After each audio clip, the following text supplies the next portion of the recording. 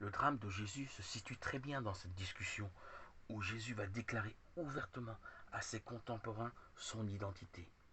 Ses ennemis sont très logiques d'ailleurs, car l'affirmation de Jésus au verset 51 du chapitre 8 de Jean est un non-sens.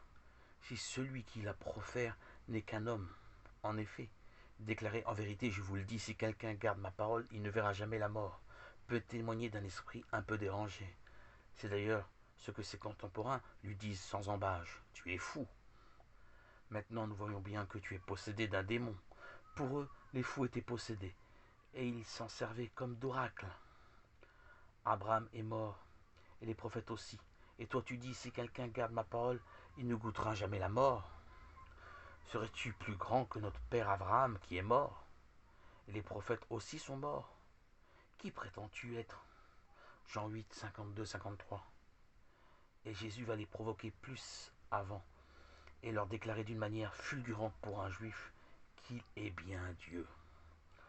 Reprenant son thème favori, que Dieu est son Père, et que c'est son Père qui le glorifie dans les œuvres, qui lui permet d'accomplir ses miracles. Il enchaîne alors en se retirant du temps. C'est lui que les ancêtres ont attendu, c'est lui qu'Abraham a vu dans la vision de l'avenir de sa race. C'est mon Père qui me glorifie dont vous dites, c'est notre Dieu. Et vous ne le connaissez pas, mais moi je le connais. Abraham, notre père, a tressailli de joie à la pensée de voir mon jour. Et il l'a vu et s'en est réjoui. Jean 8, 54, 56. Les Juifs ricanent. Tu n'as pas encore 50 ans et tu as vu Abraham. Alors cette affirmation qui tombe comme un coup de foudre, avant qu'Abraham soit, je suis. Jean 8, verset 58. Pour un juif, cette affirmation ne pouvait laisser aucun doute.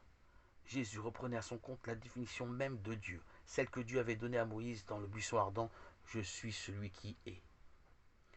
Il ose s'attribuer le nom incommunicable. Ils n'ont donc pas affaire à un fou, mais à un forcené qui se fait l'égal de Dieu, et ramassant des cailloux, ils veulent le tuer. Ils prirent donc des pierres pour les lui jeter. Mais Jésus se déroba et sortit du temple. Jésus vient de signer son arrêt de mort. Il s'est fait fils de Dieu, déclarent les princes des prêtres à Pilate. Il mérite la mort. Voilà pourquoi l'envoyé du Père se verra immolé sur la croix.